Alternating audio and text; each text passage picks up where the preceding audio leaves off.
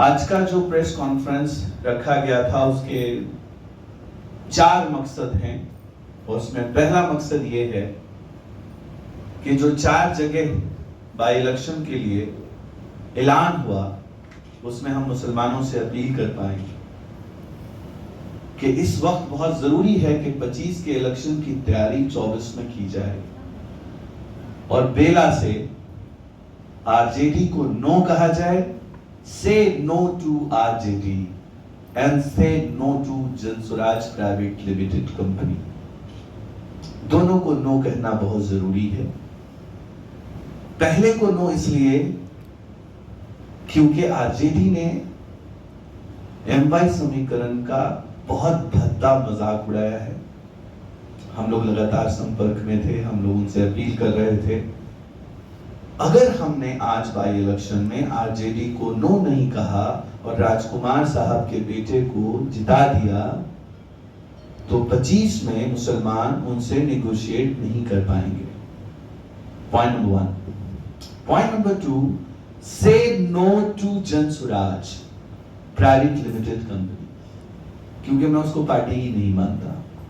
Party वो होती है जिसका बूथ से सदस्य शुरू होता है, फिर ब्लॉक से शुरू होता है, फिर वो जिले का सदस्य होता है, फिर राज्य की कमेटी होती है, फिर महिलाओं की कमेटी होती है, उसकी एक स्ट्रक्चर होता है। लेकिन यहाँ जनसुराज प्रोफेशनल कंपनीज बैकएंड से सब कुछ तय करती हैं। मैं जनसुराज का अभियान का सदस्य रहा हूं और उस सदस्यता के रूप में मैंने सब कुछ देखा है कि जब जनसुराज अभियान पार्टी का रूप लेता है तो एक बहुत भयंकर चीट होती है and that cheat is the point 3 of press conference. वो ये है कि पहले जिस दिन 2 अक्टूबर को पार्टी लॉन्च होती है वो दिन होता है गांधी जयंती जी। और उस दिन मंच से गांधी जी की मूर्ति के जस्ट आगे ये कहा जाता है कि आज हम इलेक्शन जीतेंगे और कल दारू चालू कर देंगे, जिससे महिलाएं आहत हुई हैं बिहार की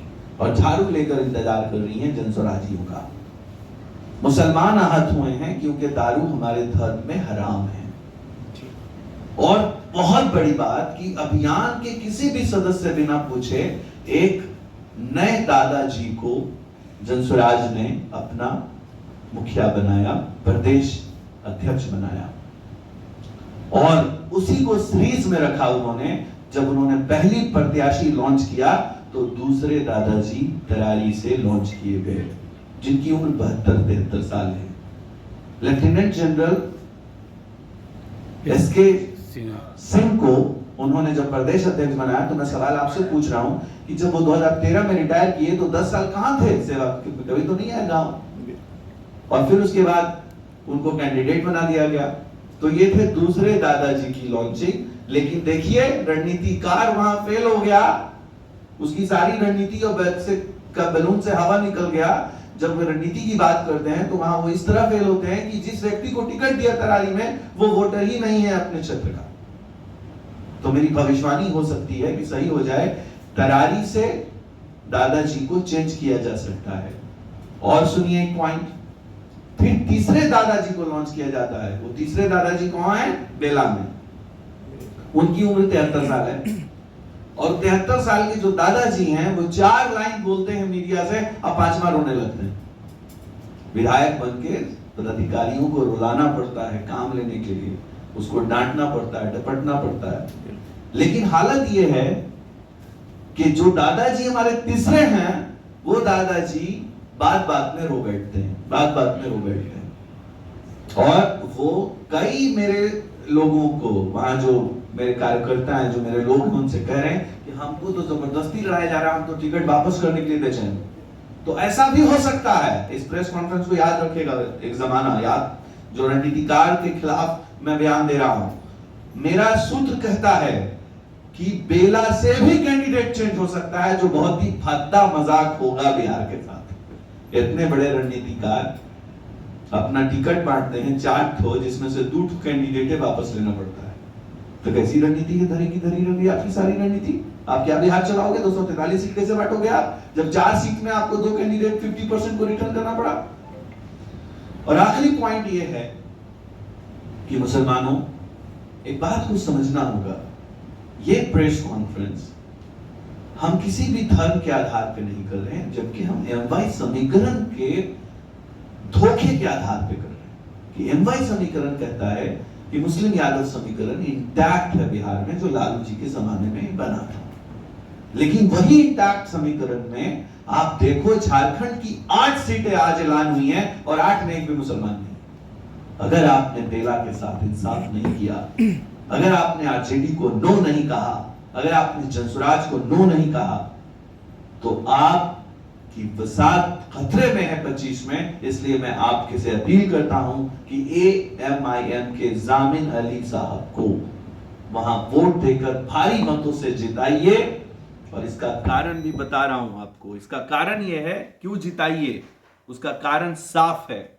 अगर आप उनको जिता देते हैं तो मिसाल बन जाएंगे, और अगर आप हार भी जाते हैं तो आपकी मिसाल होगी, आप निगोशिएशन के कंडीशन में रहेंगे। This is all about the press conferences. Thank you so much. Sir, आपसे जानना चाहेंगे कि आपने आज चुनाव से पहले ही परिणाम की भी बात की है जनसुराज के लिए कि 4 सीटों पे से जो उनकी कारी हार हुई। हाँ, तो क्या लगता है सर, क्या कारण मानते हैं, क्या वजह मानते हैं आप इसका? देखिए, इसके कई कारण हैं। एक तो उनके हार की जो पहली कारण है, गलत कैंडिडेट का चुनाव। पहला कैंडिडेट तरारी से जब लाए तो उसका जो प्रमोशन एक्टिविटीज था वो दिखाने के लिए था कि देखो लेफ्टिनेंट जनरल SK सिंह जैसा व्यक्ति हमारे जनसुराज का कैंडिडेट बन गया, तो उसको ब्रांड की तरह पेश करने की कोशिश की गई। अब बाद में पता चला कि उनको कैंडिडेट को वापस लेना पड़ रहा है, तो रणनीति भी गई, नाम भी गया, कैंडिडेट भी गया। इसीलिए ज्यादा बैलून फुला कर नहीं रखना चाहिए। झूठ का बैलून ज्यादा दिन नहीं फूटेगा, एक दिन वो तो नहीं चलेगा। तो एक कारण यह है। दूसरा कारण कि जो बेला से टिकट मिला, जिस व्यक्ति को बेला से उन्होंने टिकट दिया, वो व्यक्ति खुद टिकट लेके भागता चल रहा है कि हमको थोड़े दिए, हम तो भाई साहब रो रो के वो कह रहे हैं कि हमको कहां फंसा दिए, हम इस काम में हम इस काम के लिए बने नहीं। तो जब आपका जिसको आप कैंडिडेट दिए हैं वो मीडिया के सामने 4 बात पर रो रहा, आप मीडिया पे देख लीजिए जाके, तो वो कैसे ये नहीं दूसरा कैंडिडेट। और तीसरे और चौथे कैंडिडेट के बारे में जमानत भी नहीं बचा पाएंगे। वो हर जगह कैंडिडेट जनसुराजी नहीं है, हर जगह कैंडिडेट ताकतवर नहीं है, हर जगह कैंडिडेट को कोई जानता ही नहीं है, और वो कैंडिडेट एक्टिविस्ट भी नहीं रहा। एकदम से सामने कोई व्यक्ति को लाइएगा मोदी जी के स्टाइल में, तो उसके पहले पीछे काम हुआ रहना चाहिए। वो काम हुआ नहीं है, मिस्टर छोड़ दीजिए, वो काम हुआ नहीं है। तो इसीलिए मैं आपसे कह रहा हूं कि काम होने के बाद कैडर जब बन जाता है, जमीन लेवल पे आपके बहुत मजबूत कार्यकर्ता रहते हैं, तब ये सब आप करते हैं तो चलेगा।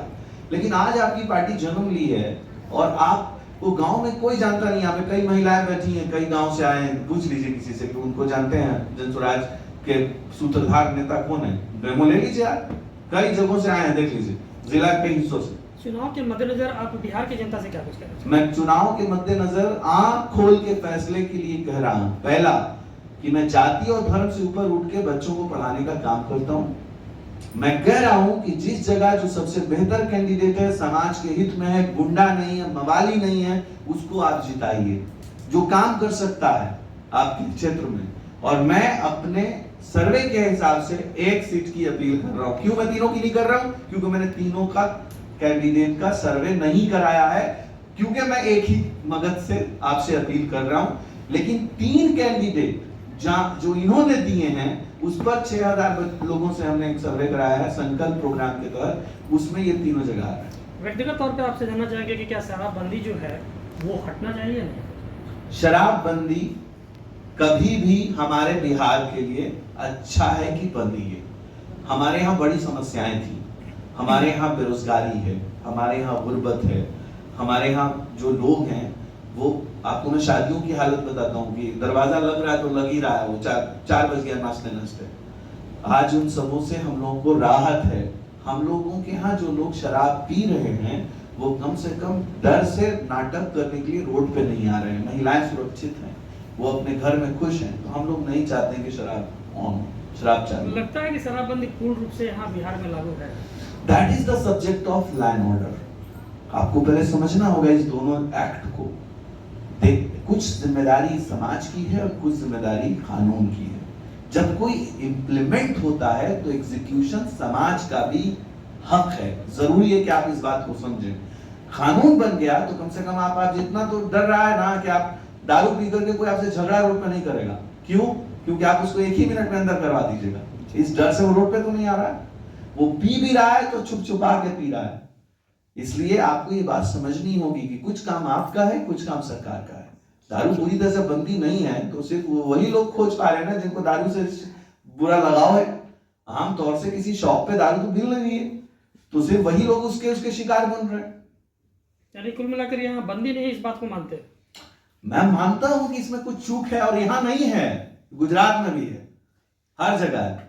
जहां पूरी बंदी की बात करेंगे आप, ये पॉसिबल नहीं है। कोई भी चीज, गुटखा बंद हुआ था अंडमान निकोबार में, गुटखा लोग खाते थे। ऐसा होता है। अब से वो तो यूनियन टेरिटरी था, छोटा सा पर्दे, कहां से चारों तरफ समंदर है, कैसे लेके चले जाते थे लोग। ये चीजें रहेंगी, लेकिन कानून को व्यवस्थित करना एक डिफरेंट टॉपिक है और पूरी तरह से शराब को खुलेआम बाजार में खोल देना एक डिफरेंट टॉपिक है। Thank you.